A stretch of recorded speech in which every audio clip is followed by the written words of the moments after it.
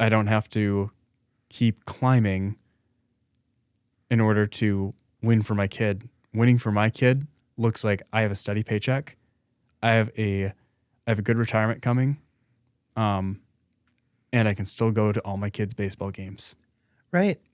Because the more you climb, the less time you have with those moments. Amen, man. Yeah. And it's like, all right,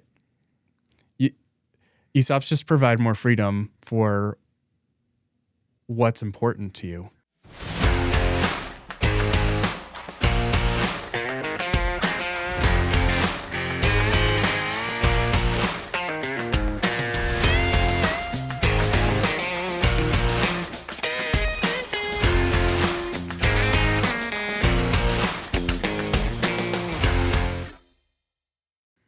Welcome back to In Our Wheelhouse podcast. I am Allison Martin. I'm the retail sales manager here at OK Tire. And today we have Cole Mercier. I said that right? Yes. From Dakota Supply Group. And we're going to talk about ESOPs, or employee stock ownership programs, today. I'm super excited. Cole, thank you so much for coming on. Thanks for having me, Allison. I have been waiting and waiting and waiting. I feel like I could talk about this all day, but we don't have that kind of time, unfortunately. We'll just jump right into it. Tell me a little bit about you. Oh man, that's a big question. Okay. A little bit about me.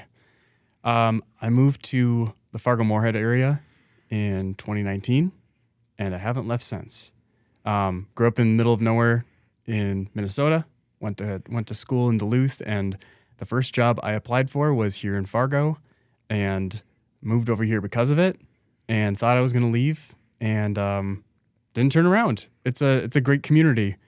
So I was working at a biotech firm in town, a little tiny startup known as Aldevron. When I started, it was 200 people, and then by the time I left, it was over 1,000, and that was just organic growth. Mm-hmm. No acquisitions like you see a lot in the ESOP world. But then, the Danaher buyout happened, and then you're in a sea of like 80,000 people. It was awesome. So many resources, so many people around the world you can meet, but at the end of the day, like with a number that big, you start feeling like a number. I wasn't looking, but then this classmate of mine reached out and said, "Hey, are you looking?" And I was like, "No, not really." Well, okay. You should come meet this person in our office. This is Allegro Group. And then I go there and I meet Melissa Lunick, who is Chief People Officer of DSG, formerly known as Dakota Supply Group. And they didn't tell me where she worked or anything. They just kind of told me about the role and some of the business challenges they were dealing with, which was kind of vague to me because they talked about this employee ownership thing. I knew a little bit about ESOPs. My wife interned at Border States and started her career in e-com at Shields Corporate. And so I knew about ESOPs. But then they sat me down with Melissa in this like neutral territory. They knew if they give me like the website, I'd overthink it or like look too far into it. They just want me to meet a person and ask them about the business. So I was like, okay, I really like this person. Like what does your company do? And she told me, this isn't verbatim, this is just like kind of how I remember it. She said something along the lines of, this company provides hardworking people, tradespeople, the things they need to keep the lights on, keep our water clean and running and warm, and keeps our families warm or cool at night, depending on the season. And that to me stuck out because it was very community focused. And she tied it back to employee ownership of like this thing that we can all be part of together. And that kind of stuck out to me. And she said, we need help with people communication as we grow. We need help people understanding that they're part of owning this company, and they're in the driver's seat of growing this thing and bringing generational wealth to people across our entire footprint, which is essentially, rural America in the heartland here, across 10 states now and 62 locations and counting, and now 1,070 employee owners. It's pretty inspiring. It's impressive. Right. So, being part of this big, shiny object in town, nothing but fond memories with them. And I still get along with everyone there, but being part of something that's been subtle and in the background, super historical, something like DSG, which was founded in Fargo in 1898. It's like that kind of opened my eyes to some of the background of, maybe the things we take for granted sometimes, just people who work on the commercial buildings for small businesses that are starting up, people who keep, entire neighborhoods lit, new developments, right? Who's putting in those sewage lines so we can all use the toilet during the day, right? Right. So like someone's doing that work, and begs the question, where do fire hydrants come from? Comes from a place like DSG. I'm like, that's kind of cool. We don't make them. We don't actually make much of anything, but we get hardworking people the things they need to start their day, because a lot of tradespeople aren't, they don't have their own warehouse. They don't have like these massive trucks. Maybe they're a 1 or 2 person mom and pop van business, and they can't just keep buying sheds or build their own warehouse. They rely on distributors to get them stuff and deliver to job sites, like big jobs they have. Yeah. So that's kind of the value we offer, and it's kind of fun. So DSG is essentially a parts store for trades. Yeah. Essentially. Okay. When you were at El Devron, what was it that you were doing there? I started in marketing. So Okay. it's hired, kind of a jack of all trades. You know how it goes. Yep. Small team, 4-person marketing team when I started. Just fit for size for the company. It was very startup-y. And so social media, a lot of video interviews, like not, if you gave me a camera, I could probably figure something out with it, but Yeah. I'm not the, one running all the controls. Did some editing here and there for post, but mostly social media, a lot of internal newsletters, culture-based things, worked with HR a lot. That's kind of where I found my bread and butter. Okay. Just kind of gravitated towards, the people that you're surrounded by, not necessarily that customer base is a lot of maybe PhDs out on the coast, and the customer life cycle for that is just years and years of development and science and things that are just way above my head. Although I do joke nowadays, like with DSG, like, hey, I'm in internal comms, like I work in electrical distribution, but don't ask me to change a light bulb, but I don't know. It was it just kind of a lot of everything, but naturally gravitated towards the people part of it, because it was El Devron, like at the time of its growth, like hyper growth, it's still growing. Like it's crazy how much they've blown up. It's like it was a big younger crowd. It was just a good mix of generations, but a lot of Gen Z, and then a lot of diversity too that you don't maybe see in a typical business in rural Midwest. Yeah. So it was like really cool to get all those perspectives. And then when Danaher came into the mix, then you're exposed to just everyone out there, right? And then of course you're dealing with the other side of it too, being publicly traded. You're kind of, Danaher is just like a more working in the background giant, really impressive company. Yeah. But there's more eyeballs on you at that point. And when the sale went through, I just remember like how much public exposure that was for the people who were beaming with pride for working in this little biotech startup in Fargo, North Dakota, of all places, and what they've contributed to. Yeah. It's pretty cool. So when you interviewed for the DSG role, they didn't even have like a job for you? They just wanted to meet you? They gave me a job description because they had a job in mind. So it was like kind of a recruiting scenario. And it was like a engagement strategist mixed in with some communications, but reporting into HR, not marketing. Okay. So that was a big leap for me. Yeah. I've always been involved with HR, like learning and development, leadership stuff, and a lot of the talent acquisition and recruiting world. Mm-hmm. But from a marketing perspective, like the person delivering the goods to them. Yeah. And now I would have a front row seat in being part of a team and solely dedicated to communicating to people, which was a huge, it wasn't scary, but it was different enough where I was like, that kind of changes my career trajectory. I thought I would be like a pure marketer Yeah. all my life. Front of the house. Right. Doing PR all the time, doing social media all the time, and doing customer facing communication all the time. But then I really thought about it. Like, what do I really like? I really like communicating to people, working for great organizations. And I was doing that, but it was like a part-time job. This was a full-time job at DSG where I could do that. And I was taken aback a little bit. It was a bit of a culture shock because it was like going back in time, technology-wise, dealing with a lot more Gen X and boomers and who have been amazing to work with. Like a lot of wisdom there, there's a lot more life out there than just like what you see on the internet, which is like kind of what I was raised with. Like the internet is the world. It's so much more interesting than that. Right. And that perspective was super obvious when I came to DSG. How much of the ESOP that was brought up in your interview and you said was tied back, a lot of points were tied back to that. How much of that played a part in your decision? I'd say most of it, because I wasn't interested too much in the industry.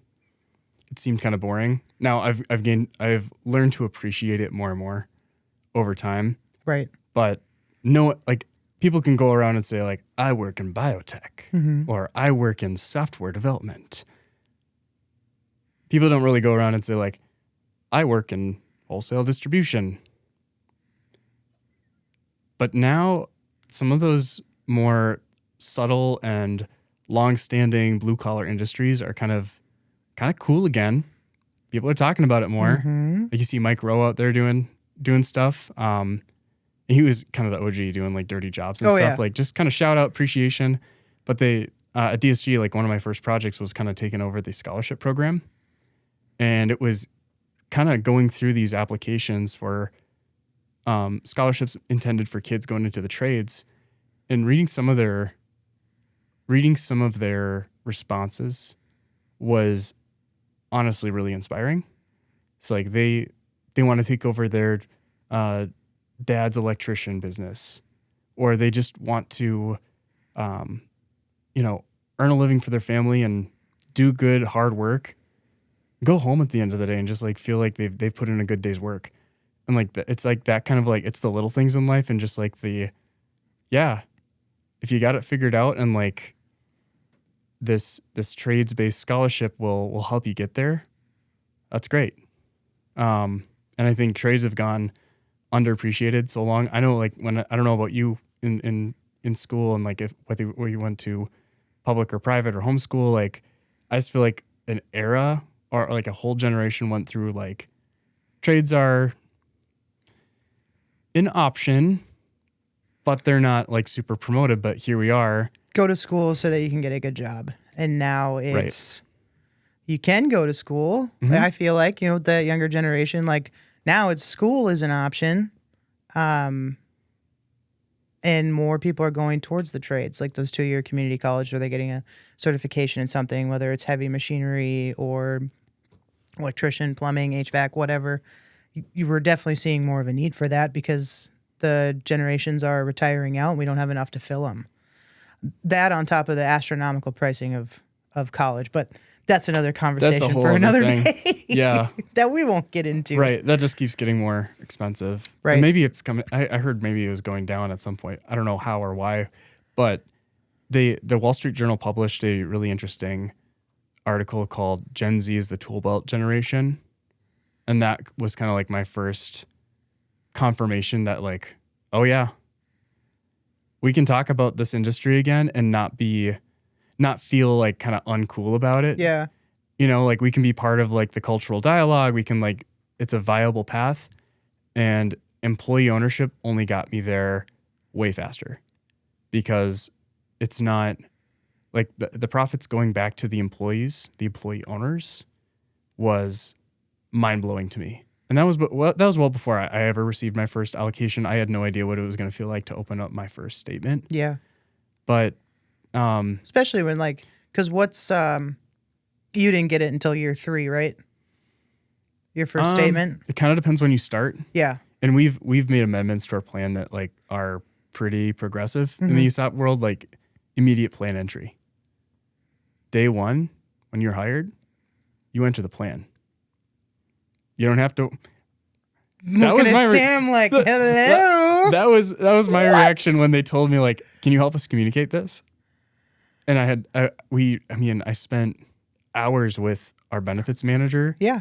Digging through of like, how do we visualize this for employee? Like, how do we make that visible and like help people understand that like your journey as an owner of this company begins on day one. We can authentically call you an employee owner on day one, not kind of this wishy-washy employees. And then later down the road, well, but we'll still call you employee owner. But then when you actually enter the plan, then we'll say, yay, now you're a real employee owner. But like, there's none of that now. Not a lot of companies do that or can do that. It's like there's no similar ESOP out there. They're all different. A lot of leeway there, but some of them have switched to this model. It's not just a retainment thing either or a recruitment thing. It's like people are much more fast paced nowadays. Not everyone is thinking long term. When it comes to retirement, they need kind of that immediate win. That's interesting. So, yes, especially with the younger generation, they're not thinking about retirement, which is essentially what a employee stock ownership program is, right? It's for watered down terms, another retirement plan.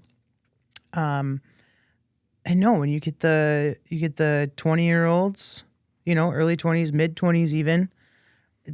I'm not thinking about retirement. I'm just thinking about my paycheck right now. But that's an interesting take or point to bring up of this could, if your company is able to do so, right? Because not all companies are, like you said, bringing that day one ownership on to help with retention and getting interest in your company. That's pretty cool. Right. And the vesting schedule still works the same. Okay. Yeah. Like, so how does that work? That just kind of went unchanged, but now it's like all that more impactful because you're an owner on day one. And depending on what time of year you enter the plan, AKA you're hired, right, you could receive a contribution, less than, or an allocation, like less than a year into working at the company.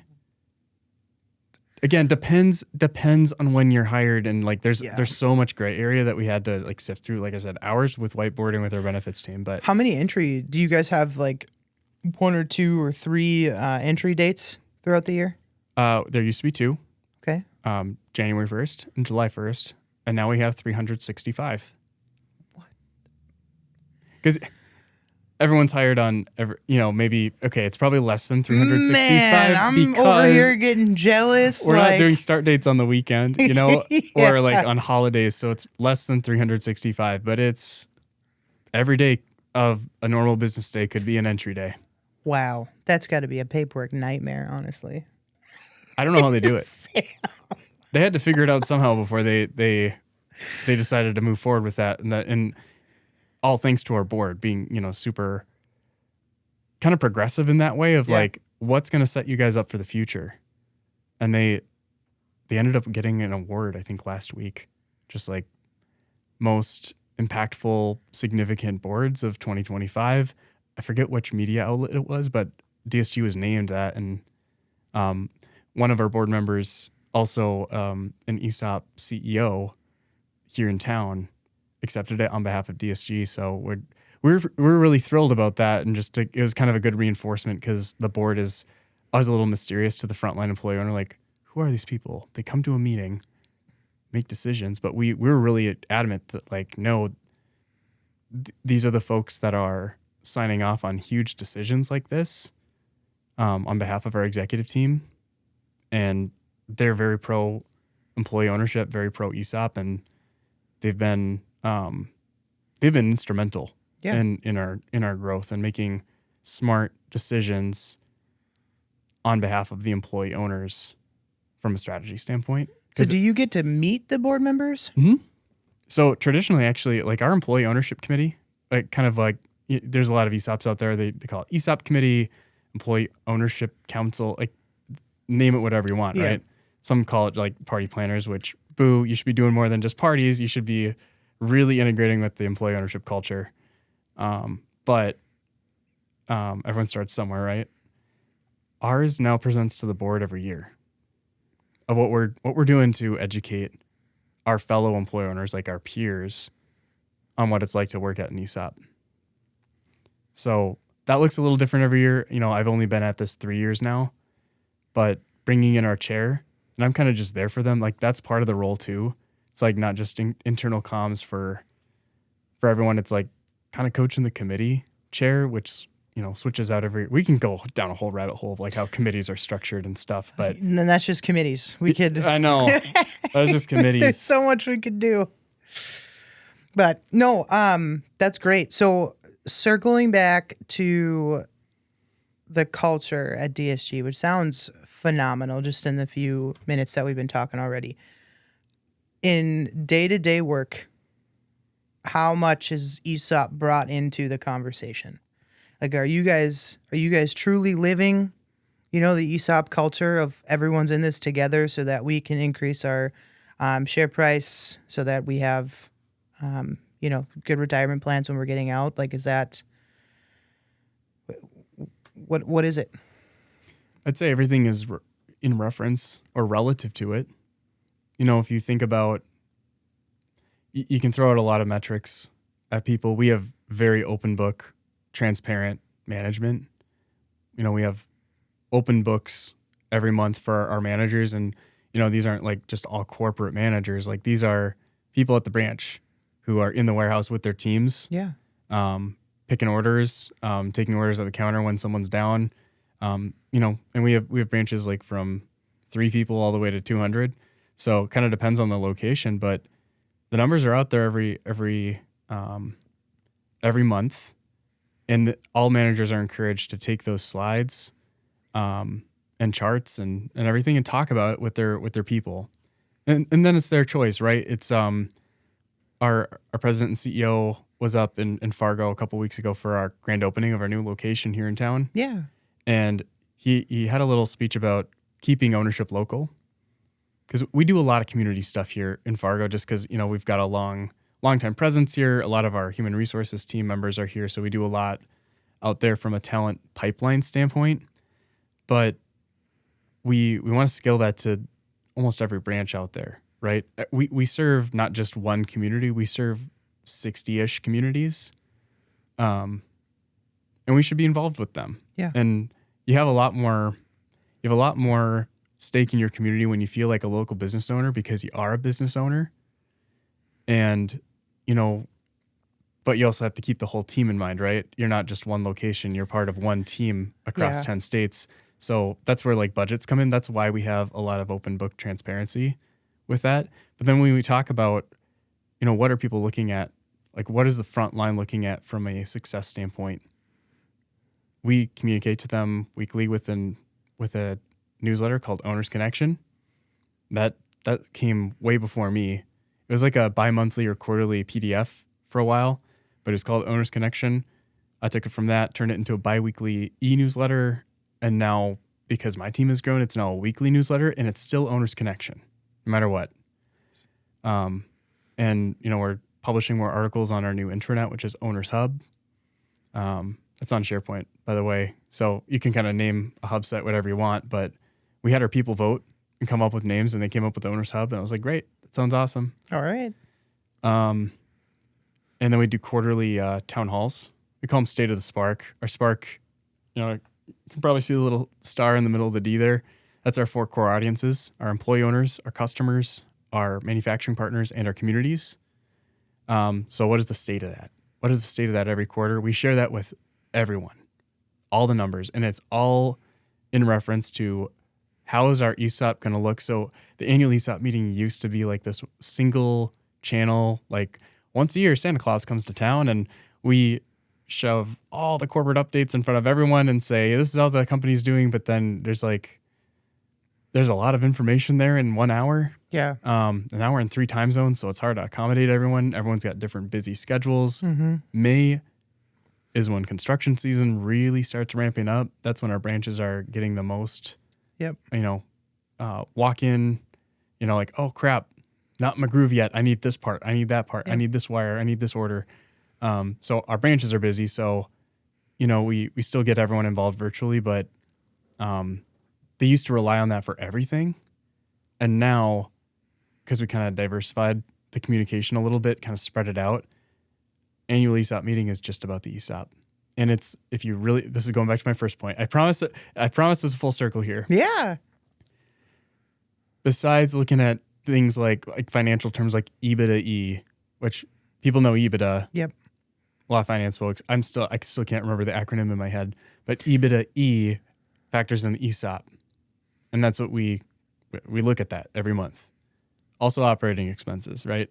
One team. Yep. But once a year, there are things outside of our control, but most of it is within our control. Is the share price going up or is it going down? Right. People look forward to that every year, despite, how much or how little they have in their account based on how long they've been there. So they look forward to that, and everything that's kind of grown away from just the annual ESOP meeting is always in reference to that. How are we doing? Yep. When do you guys have your annual meeting usually?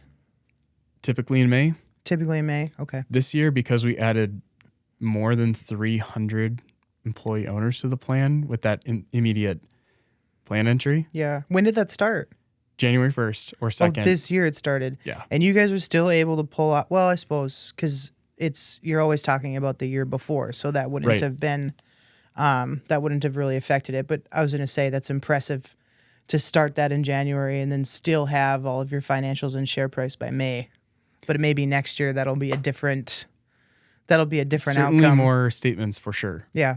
I haven't done all the math or pulled all the numbers of how many, but it is certainly a different shift this year. It's been different every year. Yeah. We should talk about 125 at one point. 125th anniversary down in Denver. It was our 23. So I annual was going to bring that Okay. up because what conference was it? Maybe it was a Fargo one. You guys talked about it at a conference, and I've thought about doing something like that at OK Tire before, but then you actually talked about how you guys actually did it and some of the issues that came with it. And you even said, we'll never be able to do this again. So the fact that we was phenomenal. So then I came back to OK Tire and just said, hey, I know we have some acquisitions coming. We're getting to a point where maybe we wouldn't be able to pull this off because we're starting to get in different time zones now too, a bunch more locations. And I just keep kind of planting the seed because I would love to do that. I saw the pictures at the conference that you guys had about it. So I'll shut up and I'll let you talk about what it was that you guys did. Sure. I will say though, it does get harder the more you grow. I know. And then it's figuring out how can that committee help scale the culture and reinvent ways, because you can't keep doing this what our leadership always says, across the board, not just with regard to the committee, but what got us here is not going to take us where we want to go. Yeah. But the foundation of all of that is employee ownership and the ESOP. It's the bedrock below purpose, vision, values, the brand, even the company name. It's kind of that stuff is surface level. Foundation, the groundwork is the ESOP. Yeah. There's no reason to grow without an ESOP. If we're going to grow, it is for the benefit of the employee owners. So not talk about the 125th anniversary that you guys had, but I just thought of a point with you saying that ESOP is the foundation. What do you guys do in order to get everybody on board with that? Right? Because I feel like that's a common issue that a lot of ESOPs have, is getting people on board with it. So my first question would be, how do you present it to newer employees? Do you call it an ownership? Do you call it a shareholder spot? Are they hit with ESOP right away? Do you give it a little bit of time and then you start talking about it? And then when you have the naysayers, not to focus on negativity, but they're a real part of life. How do you get those guys on board? Because from what you're telling me, you guys have a rock solid culture over there in regards to ESOP? There's a lot of levers we've pulled and a lot of levers we're continuing to experiment to pull. And back to your original point, we do have a rock solid culture, rock foundation, right? But it gets challenging the more you grow. Right. So we're always trying to find new ways to innovate these things, improve them. But in a general terms, we don't try to overwhelm everyone right away. It's very present in our recruiting materials. It's not just listed as a benefit. It's part of our history. But when they join, our human resources team is amazing. I'm proud to call them my coworkers. I'm not really part of HR, but I report to it. Yeah. So I have a front row seat on everything they're doing, from talent acquisition to onboarding. And during onboarding, they do like this 3 times a year new hire orientation. Depending on the type of performance year we're having, we'll bring people to Plymouth where there's a lot of space to do these things in person. At the very least, we're getting them done virtually, where every new hire, no matter what your role, they hop on. And all of our executives talk about employee ownership, and they talk about just like their vision for growing the company for them, like not for just keeping the shareholders happy. I'm like, no, the shareholders are you. You joined. You're part of this thing now that's bigger than you, and you're part of something. And they do like we use that wealth calculator. Yep. They do that exercise, but on top of that, they do like a bi-weekly welcome with HR. So it's like a much more smaller focus group. Mm-hmm. And you could have like a warehouse associate from Kalispell, Montana, and a CDL driver from Sterling Heights, Michigan, right? Talking on the same call and doing the same exercise. Those two folks will probably never cross paths in person, but they get to know that the effort that they put in can have that impact on that same exercise that you just went through. Right. And that's the impact. So naysayers, right? Naysayers. You're always going to have naysayers.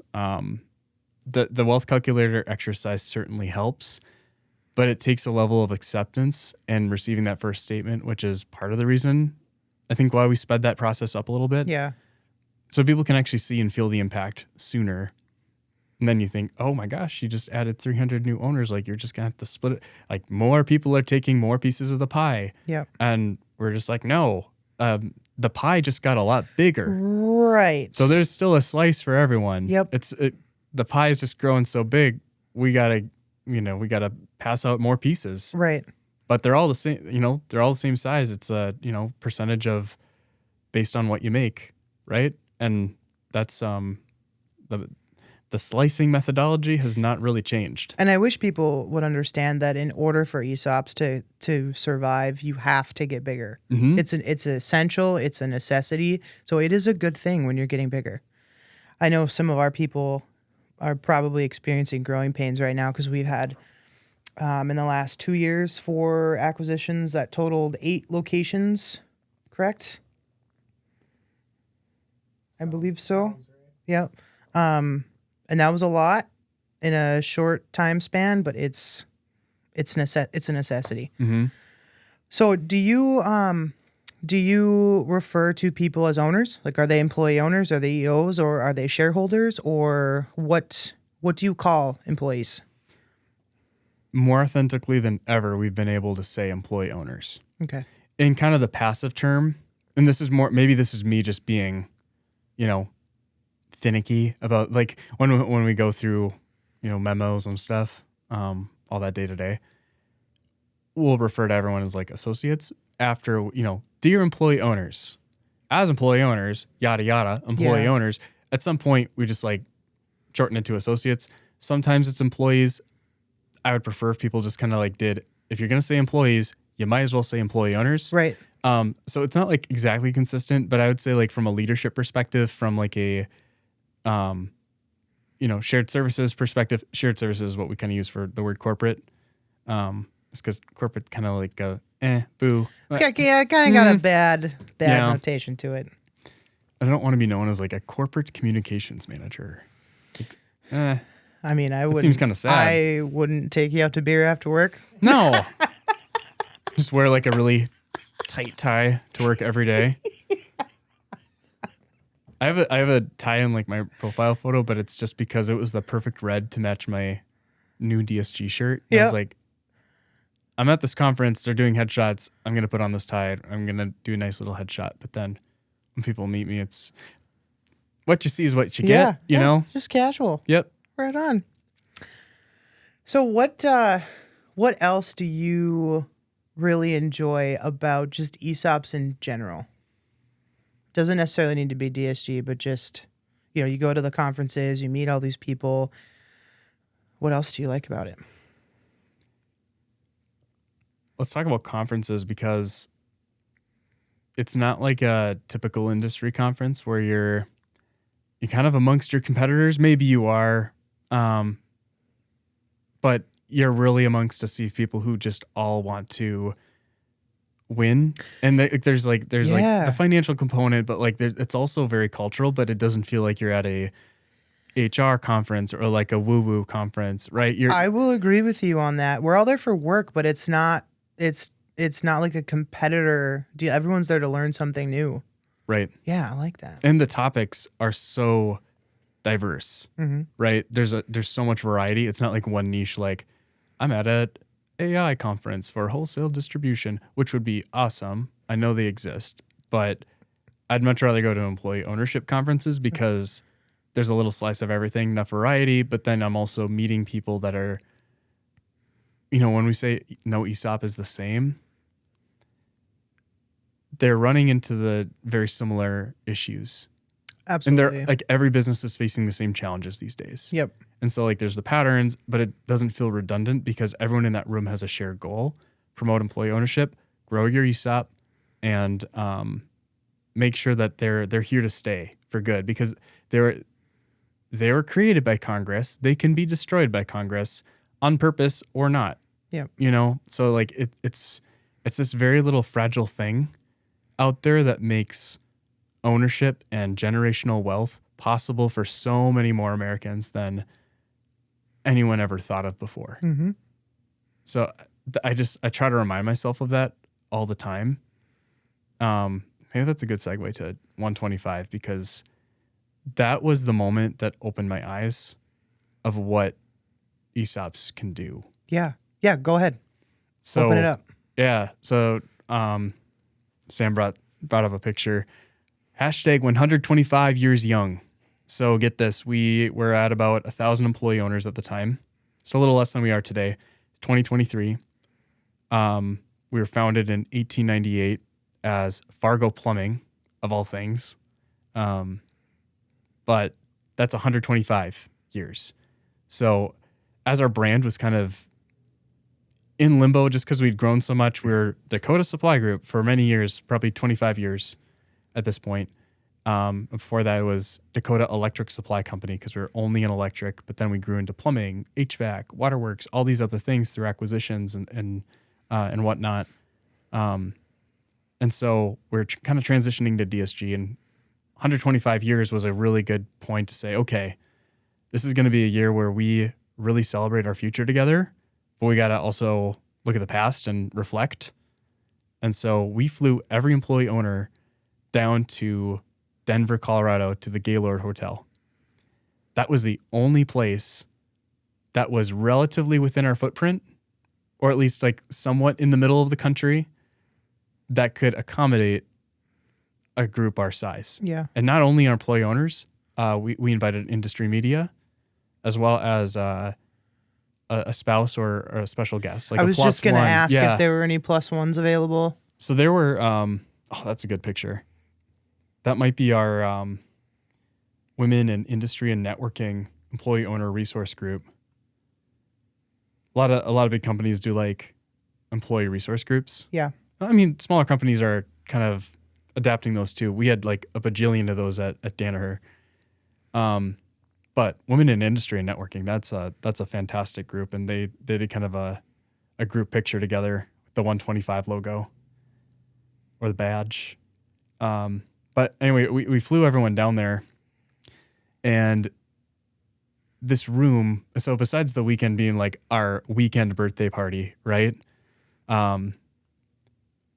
is a huge event. 1 hour of that whole entire weekend was our annual ESOP meeting on a Saturday. The room was 1,600 people. I had done this 300 plus slide PowerPoint. Mm-hmm. You know, we had just rolled out values too. So like, as people were kind of walking in the room, they saw on the screen our 5 values, and you know, like the company kind of prescribed the 5 values through just like this whole branding thing, right? But we really wanted to get our employee owners involved. I'm like, what do these mean?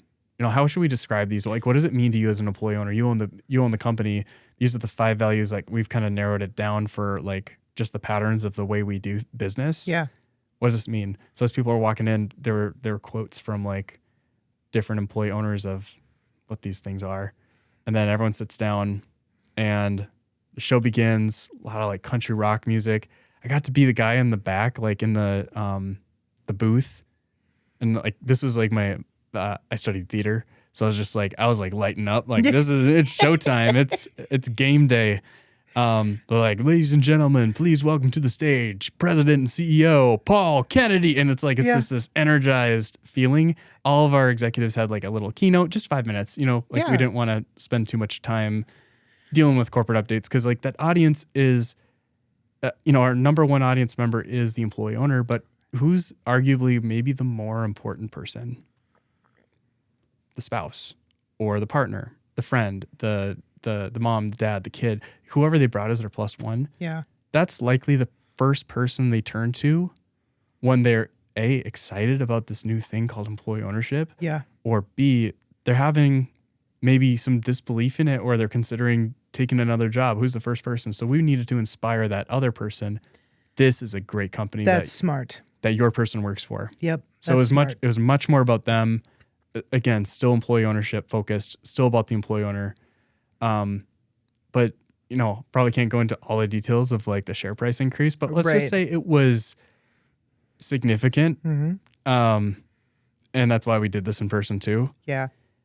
It was also the first time we looked back and acknowledged our 4 ESOP founders from here, Fargo, North Dakota. They're still around. They bought the company back in 91 and formed a KSOP, which that's a whole rabbit hole. Right. But it basically was like, it's kind of like a gateway drug to becoming an ESOP in 96. And that's when they established shares for employees, 100% in 2006. So it took 10 years to go 100%. But 96, we're coming up on 30 years of being an ESOP, which is not the oldest ESOP. Right. But not the youngest ESOP either. Right. But 2023, we invited those 4 gentlemen and their spouses down. And that was kind of the first time I just remember our president and CEO on stage, Paul, was just like, and just a little bit of history for everyone in the room. These 4 gentlemen bet the farm, like literally one of them bet the farm. Yeah. On the people surrounding them. They bet on the people. 2 locations at the time, you know, not many millions in sales at the time, and probably 70 employees after being bought and sold like 8 times in the 1980s. They bought the company back, and they pooled all their life savings. And then there's like this picture on the screen of the 4 guys. And then Paul goes, all right. And here with us today, they're actually sitting here in the front row. I want you guys to stand up and look behind you and see what your decision has done. Yeah. Like, I'm getting choked up thinking about it, because I was like, holy crap. Like, what a way to connect employees with the roots of the company and make them inspired to want to do better. To feel like you are a part of something, because that's what people ultimately want, right? What am I a part of? Where are we going? What kind of impact can I make? That's being able to do that the way that you guys did. And that was kind of the first time we kind of looked back and took a breath, you know, because we've been this nonstop just sprint of growth. Yeah. And like you said, I mean, ESOPs are a grow or die model, right? Those were my words, not yours, but that's what it is. It's grow or die. But like these guys, they turn around and like standing ovation. I don't think there's a dry eye. But then they're not. that wasn't even getting to the share price reveal and all of that. We had this fun choreography with big cards, and people thought, all right, it's going to be like a 5% increase. All right, thank you, ladies and gentlemen, go home. And then it was just kind of like oh no, we're going to swap this big card around with this person. Oh crap, it's a 10% increase. It was way above 10%.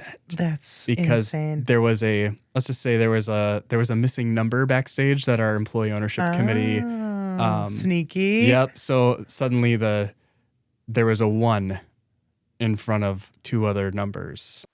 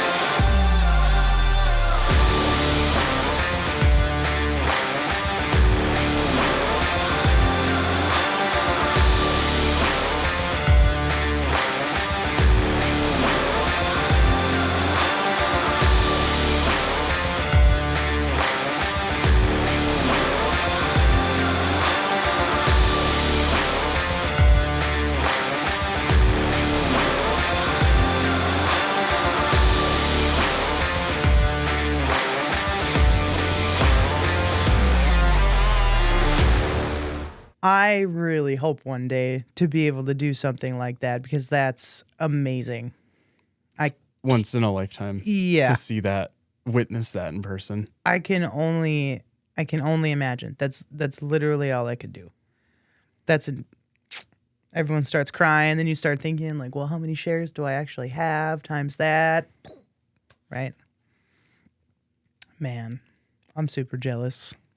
And don't be jealous though, because like there are great days, there are not good days, Right. there are good years, bad years, and like I think every ESOP company, they have the right leaders, they have the right culture, like they can all do that. Right.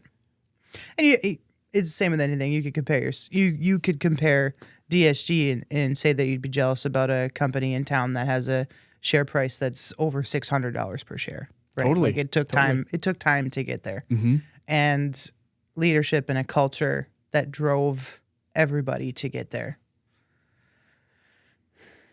I like it. I like it a lot.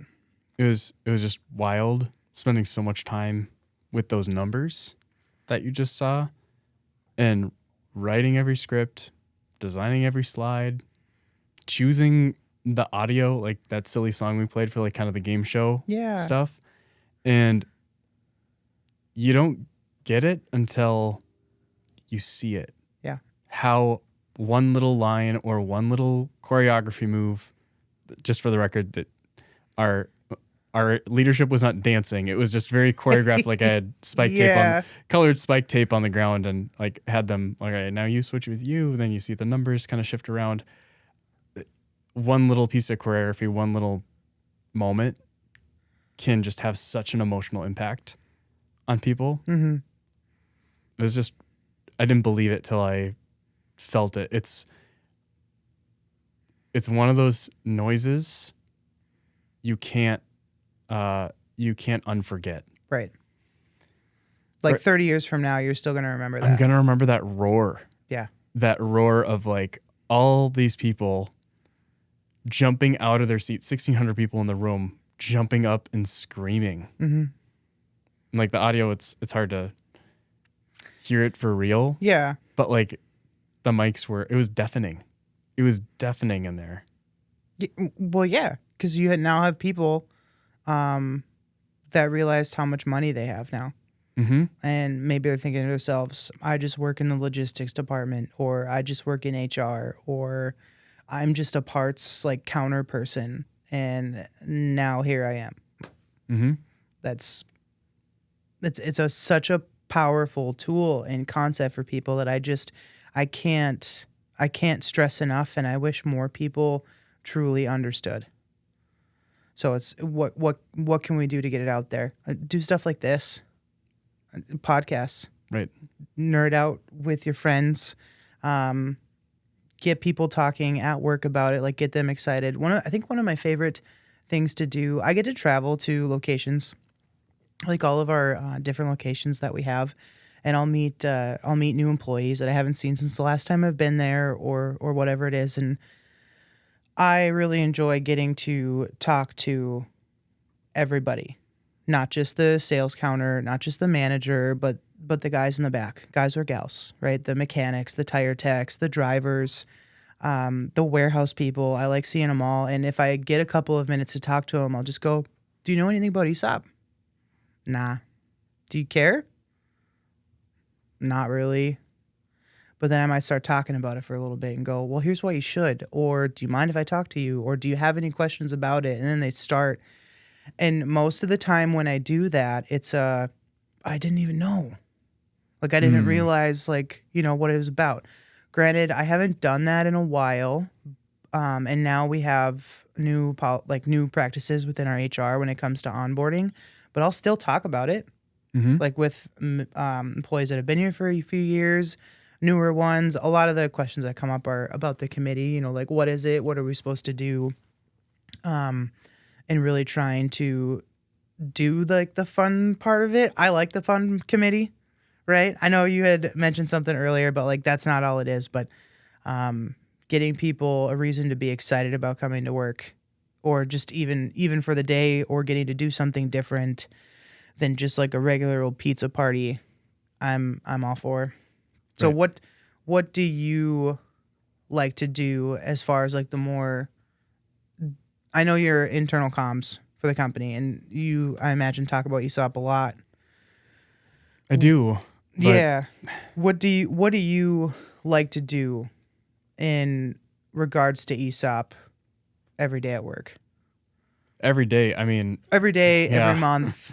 I think one is the messaging opportunities. Like when there's time for an all employee owner email or a newsletter, we always make sure it's present, right? I'm not a write every email for everyone sort of guy. I'm not the mailroom. Yeah. But whenever I have the opportunity to advise people who are communicating big things, like ground it in employee ownership. Take it back to the why. Yeah. Why are we all here? Getting stressed out over all this change and growth and stuff to begin with. It is for the employee owner. Yep. That's what it's for. It's not just for the sake of staying busy and changing things for the sake of changing things, or growing for the sake of growing. The growth goes right back to the employee. Yeah.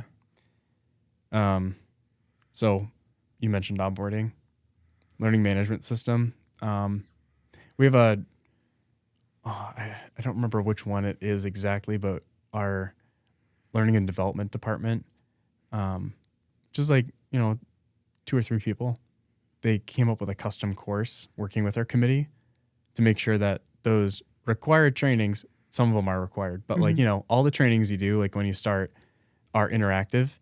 They built a custom built ESOP 101. So even if it is like that, a little disconnected after that, our hope is that we don't run into like what you did out there. Like, you mean the email to all didn't work? I'm teasing you. Like, I do that too. And I'm like, we can send it out into the wilderness, out into the void. Not everyone's going to read that. Yeah. But making it present wherever we can, and working with people, collaborating, and getting it to places that maybe we assume ESOP doesn't belong.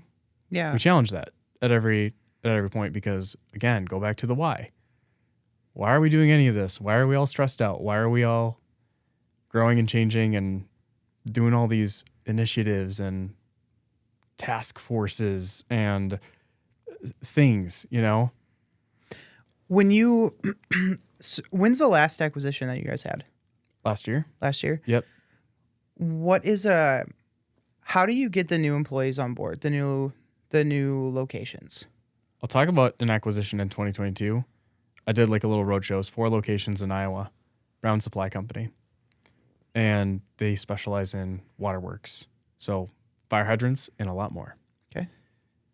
I went down with our HR trainer who is kind of getting them onboarded with our ERP system just to do basic training. Okay. Basic stuff, paperworky stuff. Yep. And they brought me along. They wanted me to kind of shadow this person because this person also did ESOP training. And so that in-person connection, like you said you did, and after you get talking to people, they actually start to get it. I was a little rushed with 4 different locations, but that opened my eyes to like, you just need to sit down and have a conversation, kind of like we are now. Yeah. With this one last year, I was not afforded the opportunity to travel, but I set up the rest of the HR team members who could go the materials to set them up for success. Yeah. So a lot of printouts, not just verbally talking, yet make time for those conversations at like a dinner or something. Mm-hmm. But we also took a bold step and we really challenged our outdated employee ownership committee bylaws. Not every committee needs a bylaw, by the way.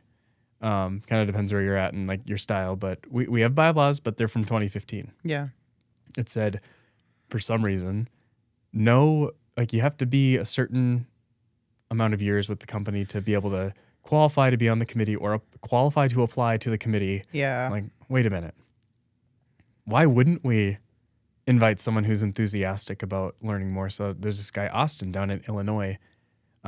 This was a on-site sewer and well company, basically plumbing for the country, right?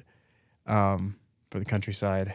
And this guy, Austin, is at one of the 2 locations in Illinois, and he raised his hand right away. Like when HR went, they were like, hey, does anyone want to be involved and, learn more about ESOP and kind of, keep people at this location posted. And he's been one of the most active employee owners on our committee.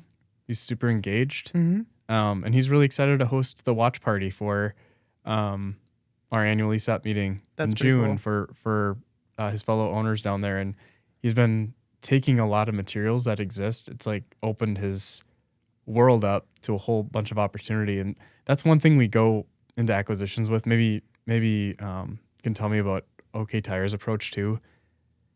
But I feel like the word acquisition in of itself has kind of like this smash and grab mentality to it. And we started just approaching it with take our Sheboygan branch, for instance. We acquired them probably 2020, maybe a little before.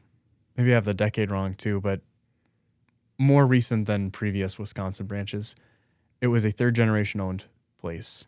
And it was very important for that 3rd generation owner who, inherited this place from his dad, who got it from his dad. Like, this is like his grandpa's baby, right? Now this guy's wanting to retire. He sold to an ESOP because he knew 4th generation ownership, next generation ownership could be for his entire team. Right. Because he didn't have anyone obvious within his family's life to take that on. And he really cared about the local team. He was like, well, you can have it. And this is a viable path. Join this company of employee owners that really takes this stuff seriously. Yeah.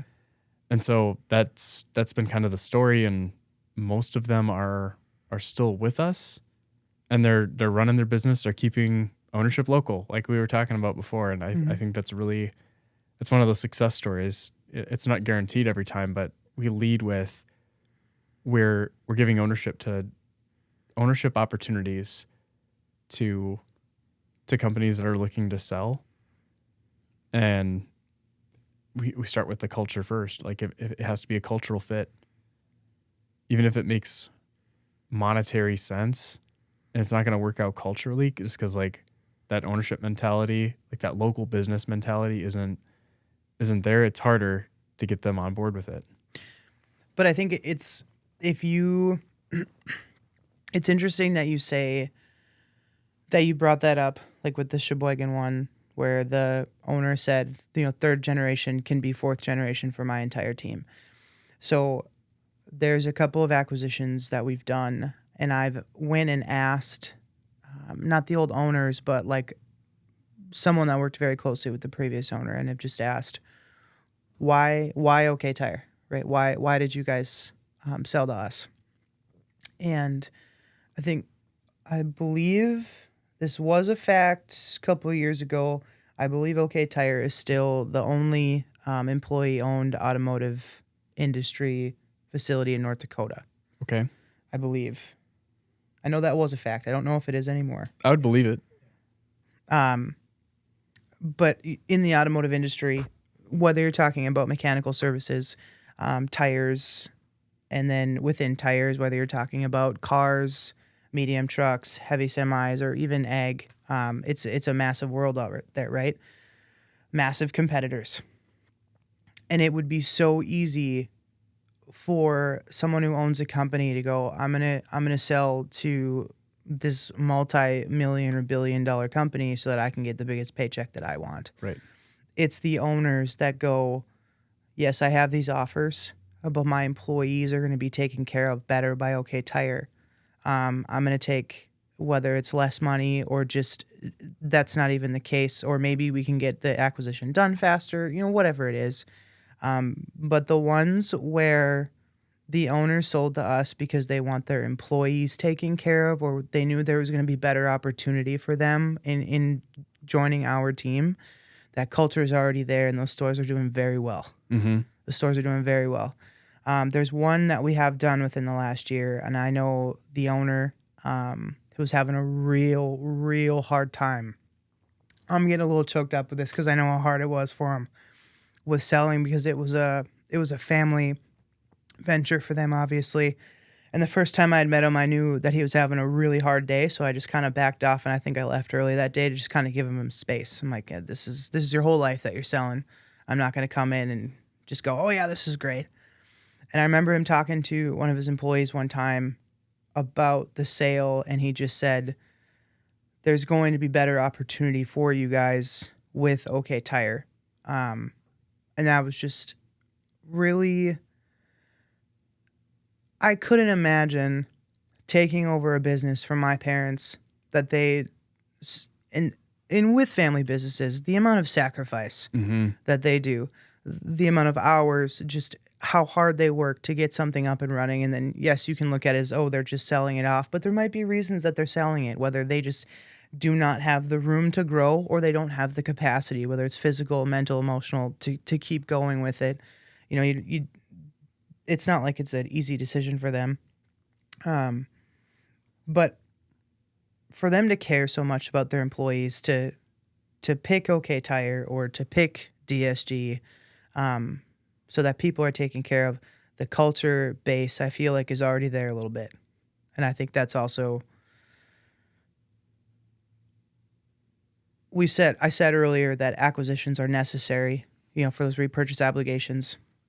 And for those that don't know, you do have an obligation to repurchase the shares back from employees that retire. That's what it is. In order to continue having money for that, you got to grow. It's a necessity. God dang it, I trailed off a little bit too long, and I forgot what my ending point was going to be. I knew that was going to happen. You're talking about family-owned businesses. Like, it is a lot of sacrifice, and yeah, that emotional. It's a very emotional decision, and it's actually sacrificial to choose, an ESOP, because sometimes, like, selling to the public or selling to, like, the big company is the biggest cash cow out of it. Yeah. And it does well for you. Selling to an ESOP also does well for you, but it often comes with a lot of heart with it, right? You want the best outcome for your employees. Right. Choose selling to an ESOP. And hey, there's not every ESOP out there is perfect, and not every acquisition is perfect, but I think you have a better fighting chance of keeping that ownership mindset local and leaving that legacy of this is a really important business. These people have our best interests at heart because this is not a smash and grab scenario. This is they want to invest in this company. Yeah. And these people, because they're going to be able to grow their business with these resources now. Mm-hmm. It's not just making money for the man. Right. Like we were talking about before, right? Or nameless faceless shareholders. And there's a time and place for that, right? But ESOPs, when they work out, it's a pretty great deal. Mm-hmm.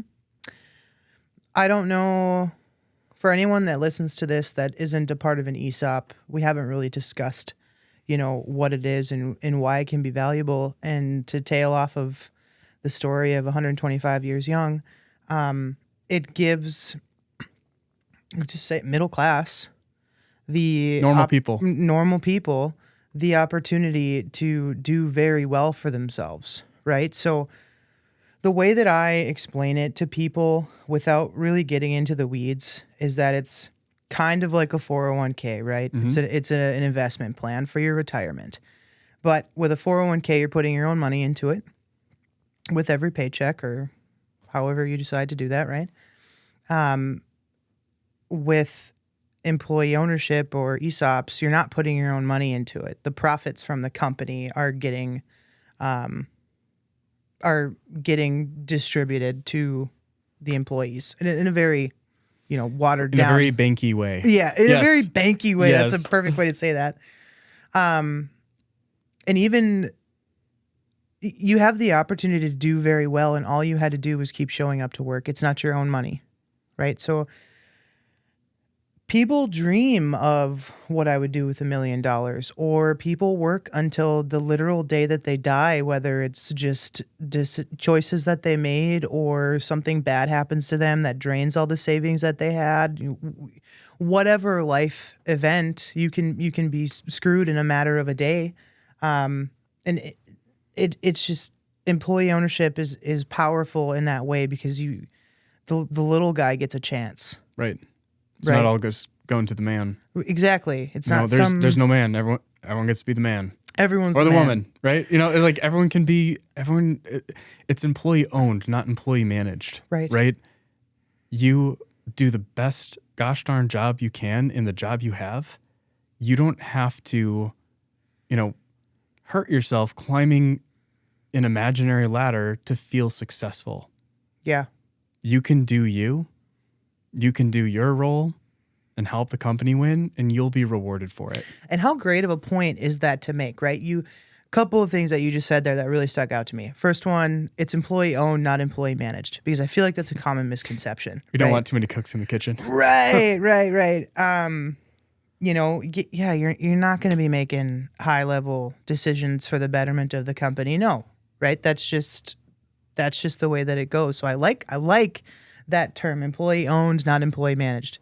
Write that one down, Sam. We're going to need to bring that up. It rubs some people the wrong way if they've grown up in a culture where like they get to have a vote, but I'm like, this isn't a publicly traded stock, y'all. Like right. this is your money, and different people are hired for different roles. Right. To make a company succeed. Like we're a normal company, but it's just a lot deeper than that. Right. The other point that you had made, gosh, it just it left my head. Dang it. I was so excited about the employee.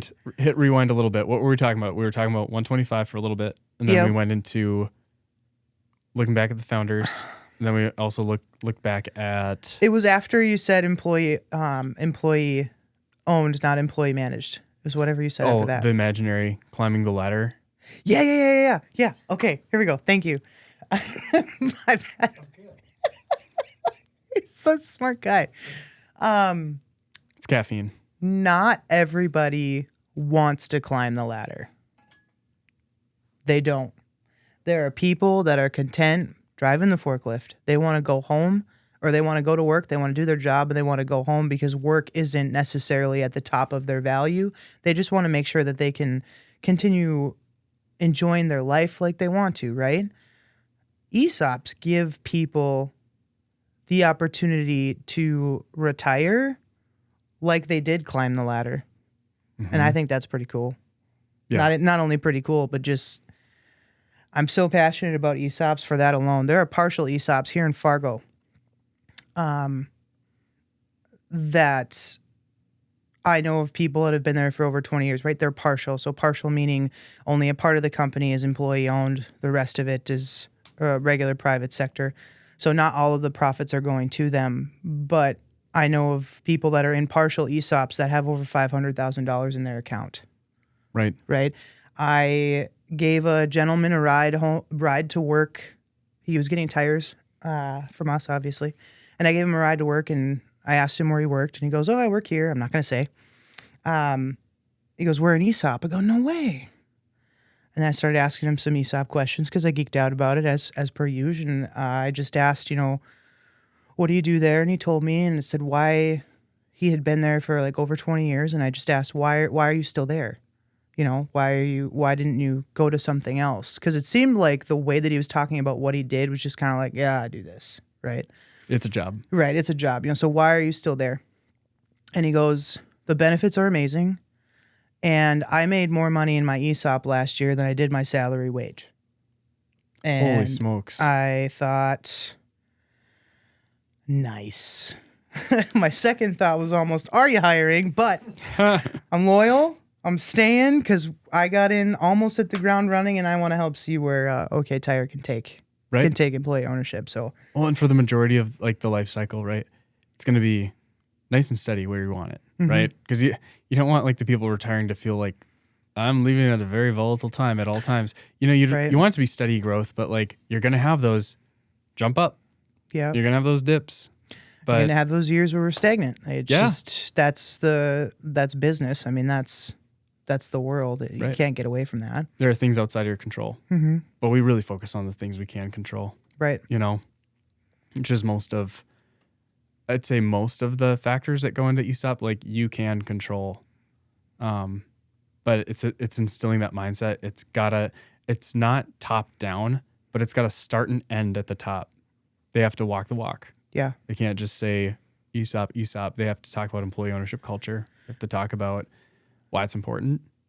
And also be able to share stories that are authentic and also vulnerable, and like show like a level of care for the person like that you brought up as an example, right? The everyday person that, maybe to them it does feel like a job, just like a job, but like you can take pride in knowing that like you're being rewarded for it, and you can make a difference for someone else and their family in a really positive way. Right. That'll last generations. Like that, you don't have to be like this entrepreneur founder to like have a legacy story. Right. Your legacy story can be, at least for me, I look at it as like I can help 1,000 people out there retire well, and hopefully you have something to leave behind for their kids. Yeah.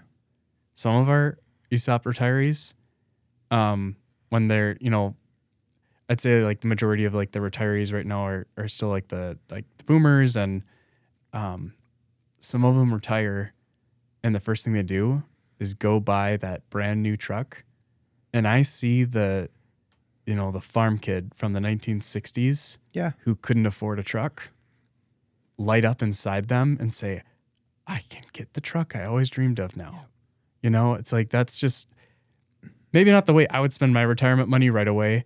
I don't know how all the taxes work and stuff. I'd probably want to talk to a financial planner. We always tell people to do that. Yep. Like we can't force them to do, it's their money. That's the thing. But like, just to see that joy of like, I never thought I'd be able to do this when I got old. It's like, that's damn cool. Right.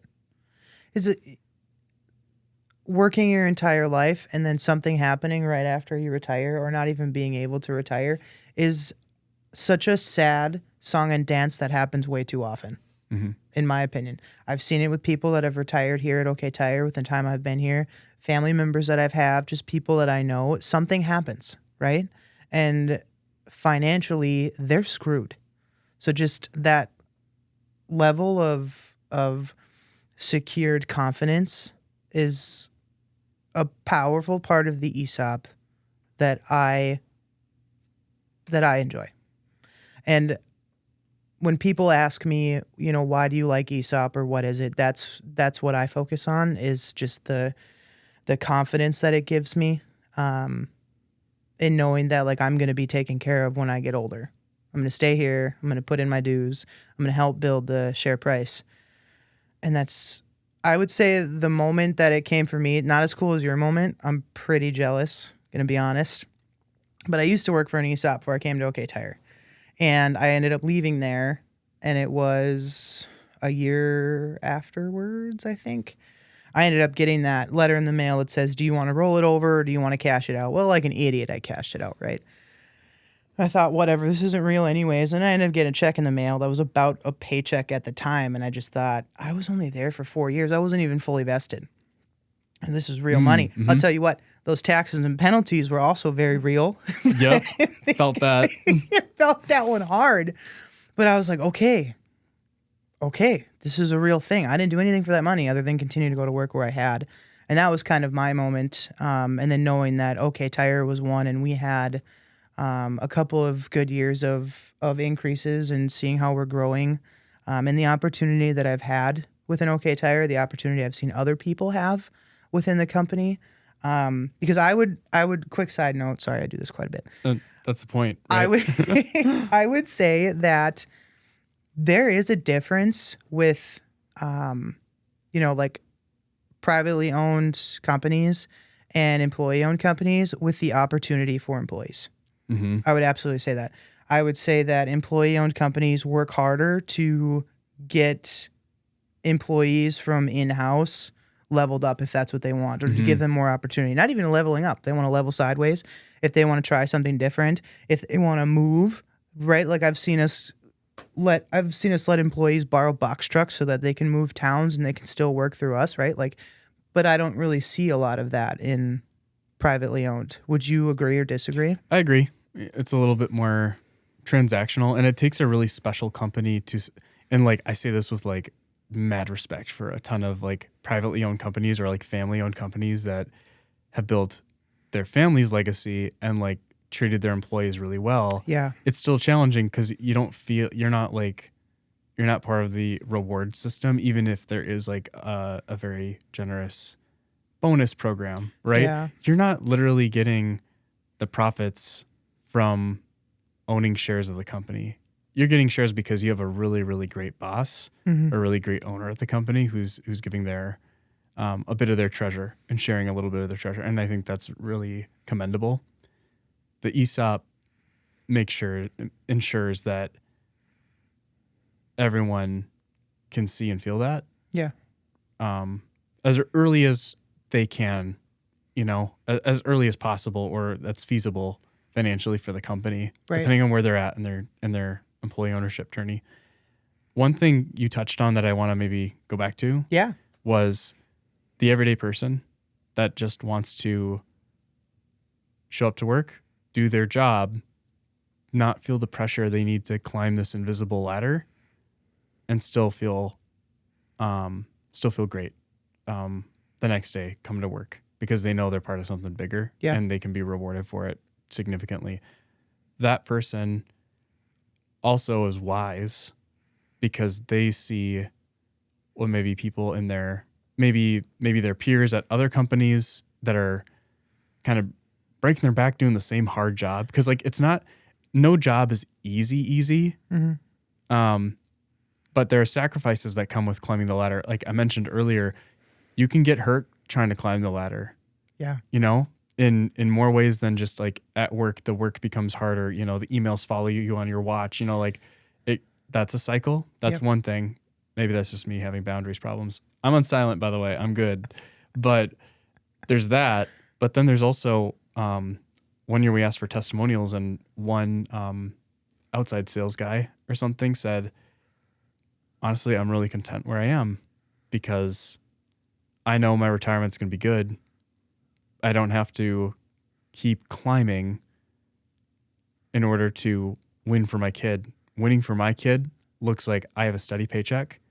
I have a good retirement coming. and I can still go to all my kids' baseball games. Right. Because the more you climb, the less time you have with those moments. Amen, man. Yeah. And it's like, all right, ESOPs just provide more freedom for what's important to you. Right. And we're not constantly breaking our backs, scrambling, worrying about what's going to happen at the end of this career, you know? Mm-hmm. And anything can happen, right? You could get hit by a bus and then have crazy medical problems or whatever. But going back to career pathing, we do that sort of thing at DSG. We've got a really great program. Again, thanks to our awesome HR team and just good leadership in that area.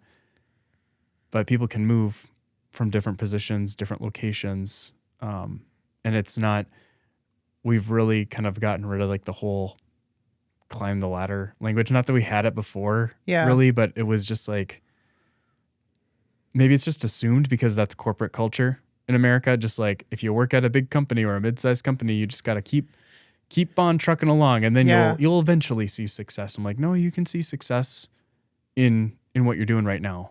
Right. And try something else too. Yeah. If you take a second to define what you think success is instead of just listening to what you've been told the majority of your life, like you'd said, is climb the ladder. But if you think about it, I bet a lot of people would understand that that's not necessarily what I want, right? Because how many people have you seen climb the ladder and then sacrifice whatever it was, time at home, time with their children, or just getting those calls and those emails at night or on the weekends, and they go, I actually don't want this. They burn out, they leave, or they get lost, right? They're like, man, this work thing. And I'm not saying like every career when you climb is bad or harder. I'm just saying like there's a reason people get paid more, and it's not just because of skill. It is compensation for the battles that come with it. Yes, and they're true and they're real. One of my old bosses at a different job once told me that it's very lonely at the top. And I didn't understand what he meant at the time until I started going up. And I think about that every now and again, like, yeah, you were right. You were definitely right. But it is what it is. Yeah. You got to look at what you want and the impact that you can make when you get to that certain level. Right. And when it comes to ESOPs, and again, no ESOP's the same, but at least this is how ours work, and I think how a lot of them work. Our ESOP allocation, obviously not guaranteed every year, right?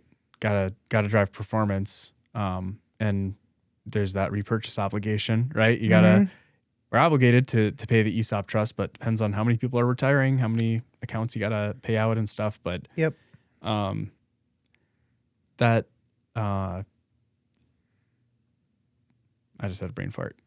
That's all right. Yeah. It was something about how you man. You can't rely on me to try to pick up where you forgot. No, like it's you okay. did with me, because I'm not good at that. Swear I had the share settings. Just like nice try, Cole. Oh, sorry. Nice try. Can view, not edit. Sorry. Yeah, exactly. You gotta enable editing, man.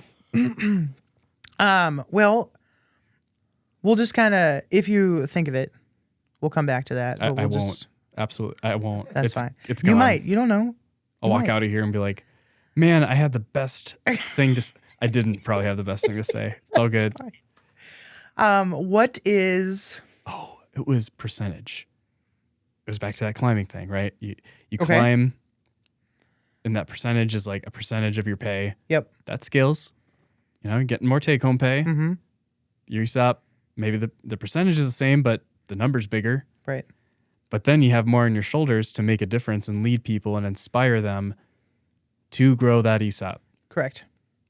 So it ebbs and flows. It's a sacrifice. It's well worth it for some people, but like I think knowing when you work at an ESOP, it's not the only path to success. Right. To climb upward, you can walk sideways, you can keep doing what you're doing, and you will be rewarded. Mm-hmm. Loyalty rewards. And I think that's something special and unique about ESOPs that other companies don't get. I love that. Loyalty rewards. It absolutely does. Not saying that you have to spend 30 to 40 years at a company, right? Because that would be a pretty big reward, right? But ESOPs reward in a different way than, say, you retire and then whoever owns the company at the time goes, we'll get you, a really cool gift and maybe a couple of $1,000. Or depending on how well your ESOP does, it could be anywhere from like 30 grand to 1.5 million. Right.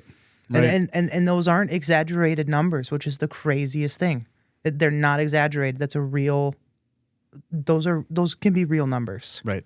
It's not pay to play either. Right. Like Delta rewards, right? Yeah. You got to use that credit card. You got to spend money to get those points. Yep. Right. This is a different kind of pay to play. It's in exchange for blood, sweat, and tears. My friend is looking for a job right now, and she was like, well, I was thinking about this place or that place. And I was like, well, this one's an ESOP. Maybe you should get on it, huh? And I don't think she gave it any thought, but she's not a part of the Cool Kids Club, is what it is. Not yet. Not yet. When it's listed as a benefit, it's another benefit. You have to advertise it appropriately. And it is a benefit. It literally is. Yes. It literally is a retirement plan. But what does that mean? Like, tangibly speaking, what does that mean for you? It's like looking at, cool, 401k. Like, okay, but what's the match? Right. What's the part that doesn't come out of your paycheck? I'm scared to ask if you guys match a 401k with all the other great things that you've been talking about with DSG. We do. I don't even want to know, Cole. I don't even want to know. We do 401k match. We do as well. Yeah. I'll say that. We do as well. It's becoming more popular.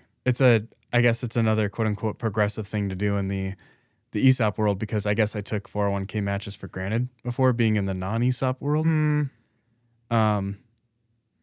But I also didn't grow up in the world where pension was a popular term. That's true. Like when I told my grandparents I was working for an ESOP, they'd heard of them, right? Grew up in the Midwest. Yeah. But they're like, so is there like a pension plan too? And I'm like, what? I've heard that term, but like, what is a pension plan? It's kind of, those aren't as mainstream anymore. Yeah, no, they're not. Teachers. Yeah, public employees, for sure. Yeah, I was going to say government entities. North Dakota has a pretty good pension plan too, and I think like free health insurance. So, like, there's perks of every type of work you're doing. Right. But so far, I just celebrated 3 years. You just celebrated 7. Congrats. Thank again, you. by the way. And to you as well. Thanks. 3 years. Heck yeah. 3 years. It went by like a blur. But I'm liking the ESOP life right now. It's good. It's not easy. It's not hard either. It's not like, the shareholders who are like, millions of nameless, faceless people are upset. Yeah. Like, I'm in comms. Like, I deal with a lot of upset people, but it's people I know. It's names and faces I can reach out to and see their names and know, like, okay, but it's not like people on the internet, right? It's not just rage bait or news or anything that's just like overwhelming. Yep. And like, people are passionate because they care and they want to win together. So I think you said, like, I mean, our culture is rock solid. No culture is perfect.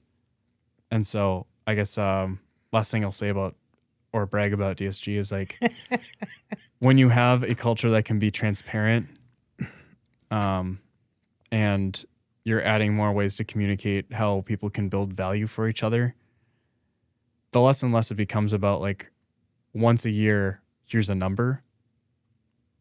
The more it becomes about how are we treating each other every day, and what are we doing for the customer, and what are we doing for the employee owner. I love that. I love that so much. Because at the end of the day, people do not want to go to work miserable. Whether where you work at, where you spend the majority of your time, whether it's 40 hours a week or you're 50 hours a week or 80 hours a week, you don't want to be miserable at work. And ESOPs are powerful in that way, where they want to focus on the culture of the company to have a positive outlook for employees, so that it's not, I got to go to work today. It's, I got to go to work today. That's all right.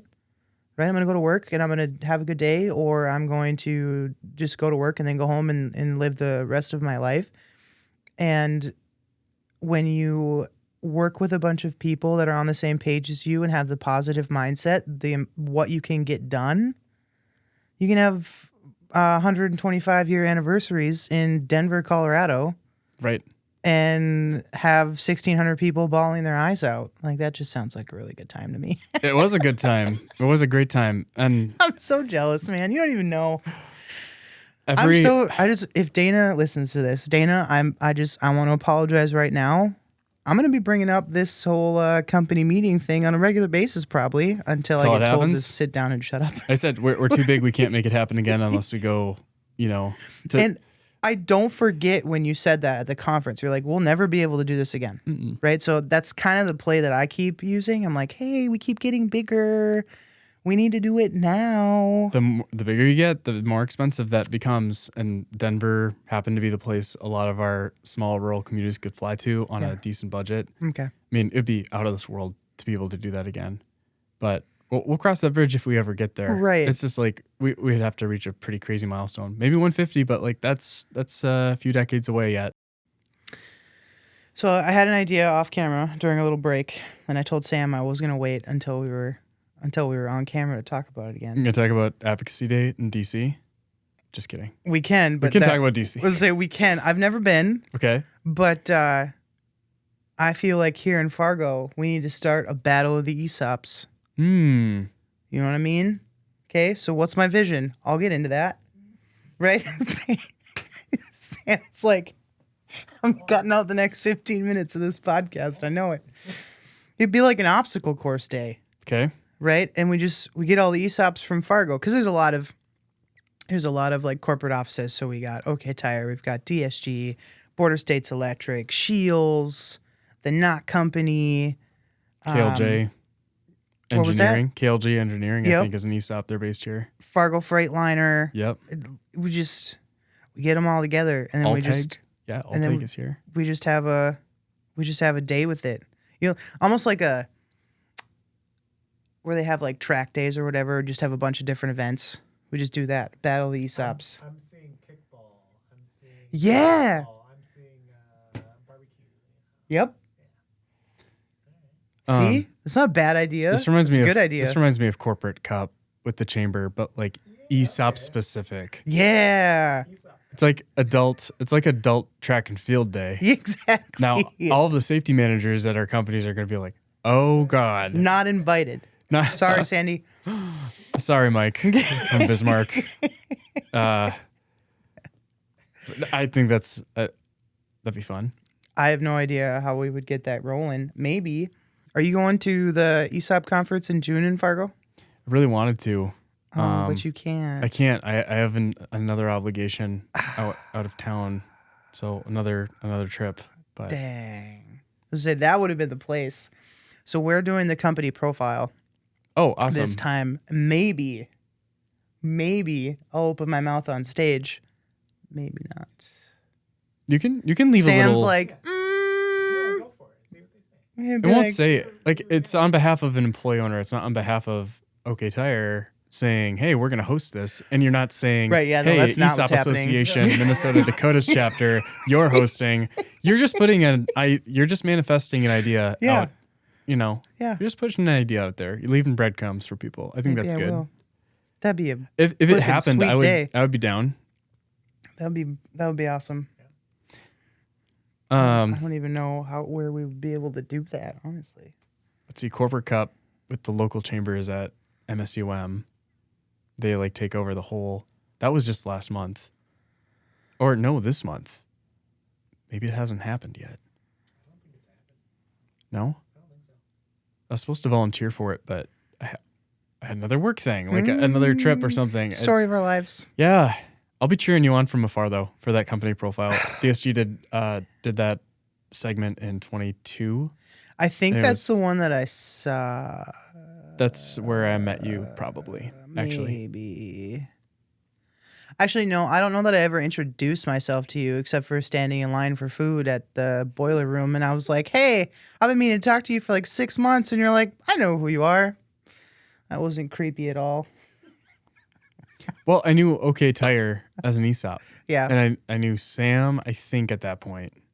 I met him at maybe the Minneapolis meeting Maybe. for our chapter. We were president and vice president of the ESOP committee for a few years. And That's when why I kept seeing you at the conferences. Midwest. We went to all of Yeah. them. We went to the South Dakota one, Fargo one, the one in the cities. And then when they had the big one in the cities, like the regional one, Yep. we went to that one. So yeah, we saw you there a bunch. But now it's I just show up. Like, I don't know. Our paths just kind of happened to cross again. So yeah, it was meant to be. That we won't get into that. I was going to talk about the leadership ND, but I was hoping to get one of them on the podcast. yeah. I was hoping to get Jeff, maybe. Maybe. We'll see. I We'll bet- see. I He bet said he'd he be would be down. willing.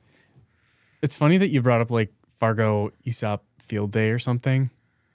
I don't have the sources exactly sorted out yet, but Fargo alone, so not the whole metro, I'd argue probably the whole metro, but Fargo alone has the most employee-owned businesses per capita, or one of the most. It's like in the top 25.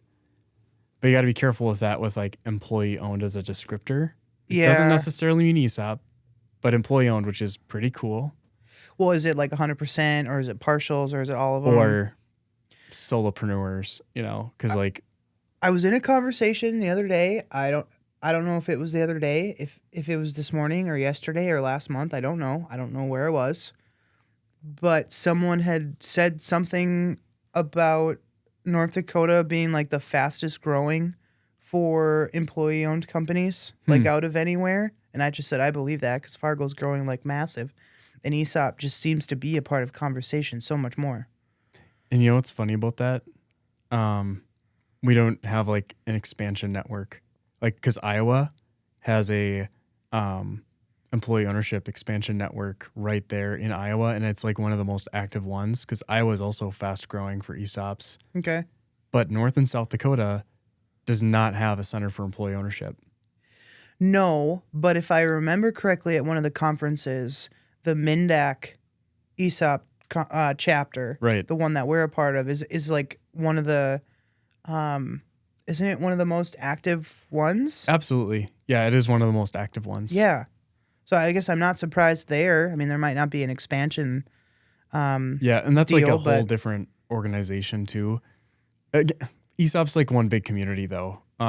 Especially when you get into the realm of like employee ownership, it gets a little more gray on the edges. But like, like the ESOP specific ones, like ESCA or the ESOP Association, which is like kind of the big umbrella one. Yep. That, I mean, they all have like really good stats on places, but the article I saw, this was certified employee owned. They came up with that list in 23 for, Fargo as a city of Fargo is in the top 25 U.S. cities of number of ESOPs, which is crazy because Fargo is not a big city. Right. It's pretty tiny. In the grand scheme of cities, yeah. Right. Pretty dang tiny. So the per capita thing didn't surprise me because, to your point, Midwest and especially like Dakota is like, it's a hotbed for Right. doing ESOPs right. And we also have some ESOP dinosaurs around here that are like, they kind of proved the model Yeah. that earlier. works. And it's kind of more like, I'd say if you walked up to anyone around Fargo, Moorhead, West Fargo, and surrounding areas and said, you know about ESOPs, they probably know someone who works at an ESOP and maybe they've talked about it once. Yeah. I can't say the same for like name any big city out there, right? But that probably is, I wouldn't say probably, could be tied to the fact of Midwest, rural roots, Mm-hmm. right? What is it about? Taking care of your neighbor, Mm-hmm. just, building a good life. Well, what does an ESOP do? You take care of your neighbor, you take care of your coworker, so that you can be taken care of and you live your life, right? Hardworking, going off on a tangent here, but I'm not surprised by that fact at all. If Fargo is has the most per capita, I'm not at all. You go into a big city, it is about smash and grab. It is about the biggest money, but that's Yeah. not necessarily the way of life here. Mm-mm. Like No, there's definitely some cultural crossover there Mm-hmm. that makes it, I think, more of a natural inclination to go employee owned Yeah. in the Midwest. And that's like finance philosophy aside, right? That's just, I don't know. It kind of culturally fits with a lot of Midwest companies. Yes, like I said, I'm not surprised at all. You said you haven't been out to DC yet for advocacy. Do you hope to go out there? I wouldn't say that I don't hope to go out there, but the opportunity for me to go has probably passed. Right? I'm not I'm kind of on the ESOP committee, but I'm more so I'll probably always just be on the committee because I love ESOP and I like getting other people excited about it. But as far as like being in an influential position as head or anything like that, if someone were to go from OK Tire, it'd probably be somebody filling those shoes, and that's just not me at the moment. Sure. But have you been? Twice. Dang. Twice. One was let's see, May of last year, Okay. and then January of this year. Yeah, it was January, which is not that long ago. It feels like forever ago. It was May of last year. Did some meetings on Capitol Hill, and that's like for the national meeting Yeah. the ESOP Association hosts out in DC. Was it in Vegas last year? Vegas is a different conference. Okay. Yep. It gets a little confusing because employee owned is arguably bigger in Vegas, and that's like the conference name. Okay. I think maybe it's a destination thing, and maybe it's lower cost, but it's Vegas. It could be expensive too. Right. But the national meeting is out in DC, and then they do like a, ESOP, Capitol Hill Day, where all like the different chapters kind of get in groups, and then they go visit all their state representatives. Well, federal, you know what I mean? Yep. Representing their state. They're not state representatives, but there was one legislator, speaking of like North Dakota legislation. I know they just wrapped up their session. Yep. They do once every couple of years. But I sent out a memo to all of the kind of local district legislators saying, hey, come on down to DSG's grand opening. And that was the first time we've ever kind of invited state legislators before to one of those things. Like we always invite local government and local chambers of commerce and like for like a ribbon cutting sort of ceremony. But this is the first time we did state because, hey, maybe someone will bite. Maybe that'll be kind of fun. Raise awareness at the state level for ESOPs. Closed mouth doesn't get fed. That's a good point. Mm-hmm. That took me a minute I was like, wait a minute. What about the tube? And like, I don't know. It doesn't hurt to ask. That's how my brain works. That's all right. But no, a couple of them bit, and one of them actually took the time to reply and said, yeah, I was actually working on some ESOP beneficial legislation for North Dakota. It was something about how accounting firms in North Dakota weren't allowed to become ESOPs. And that was I guess that was a thing. I haven't looked into the legislation. He didn't reference the legislation. I was like, that's interesting. On the state level, you can do things to impact ESOPs. Wisconsin's done a really good job. They do like a Capitol Hill Day in Madison for their ESOP Association chapter. But then it got me thinking, I know we're 3 states in one chapter and all very different states from each other. Yeah. Even North and South Dakota, they're very different. Yep. There's some things we could do locally, not just wait, twice or once a year to go out to DC, because I love all the resources they provide, and ESCA provides, and even some other groups provide, insights into how different things could benefit at least the type of ESOP we are. Yeah. S Corp. And I don't know, there's something about state level too. It's kind of interesting. Wisconsin's kind of leading the way, but So as soon as that door opened, I was like, what if we could make a difference for ESOPs? And North Dakota or South Dakota or Minnesota. I think that's kind of a cool thing. So you don't mean like another chapter, Mm-mm. right? You just like getting people together on the North Dakota side to have a capital day. Yeah, whether it's something the association or chapter could provide some guidance on. I know they're open to that. They did the same for California. California was working on some legislation. But when I think of California government, it's just like it's like its own country, right? It seems so big, and then you have like a smaller. Even Minnesota seems so big, right? And a lot of our chapter events are down in the Twin Cities metro, which is convenient for maybe Minnesota legislation type stuff. Yeah. Not as familiar with anything down there right now, but no, North Dakota. I was just like, why can't we do something with like kind of following the footsteps of Wisconsin and say, hey, let's do something. What that something is, I don't know, because I'm not super involved on the advocacy front. Right. I was just like, that's interesting. You can make a difference for people being able to form ESOPs or sell to ESOPs or, like rules and yeah, regulations just like for little what they niche, can do. like there's little niche things. Like it's actually not that scary. You just need to talk to a legislator and bring up the issues because there's stuff in tax law and like it was.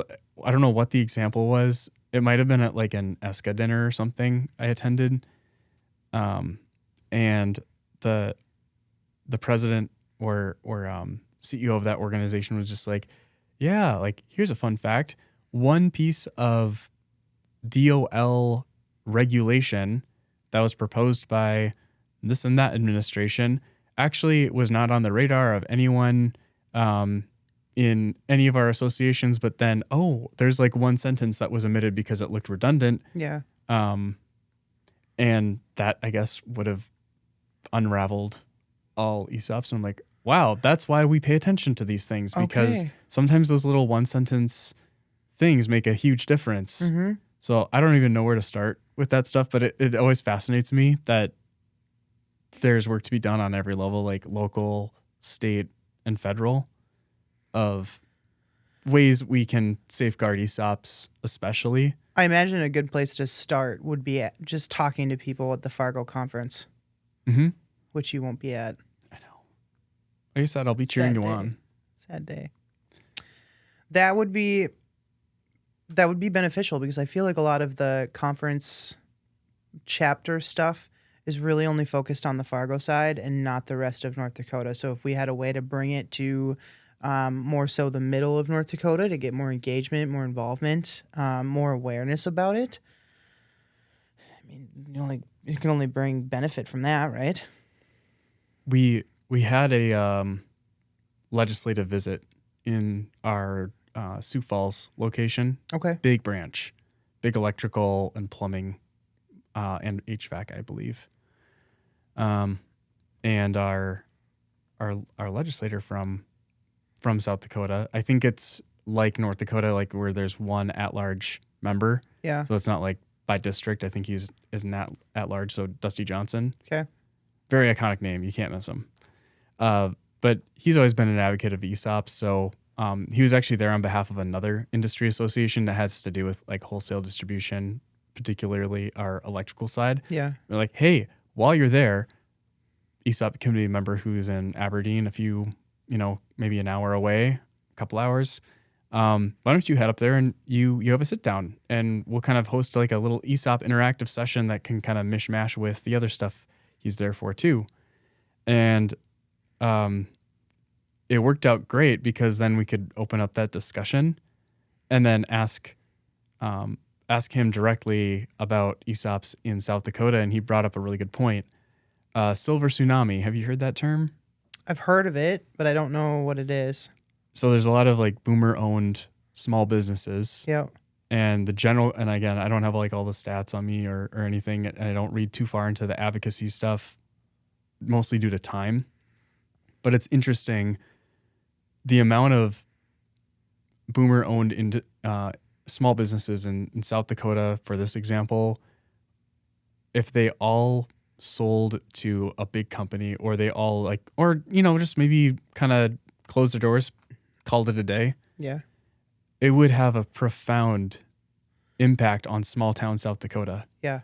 So making it easier and obvious to form an ESOP or consider one, because again, it comes down to awareness. A lot of people don't know that that's an option for them. Yeah.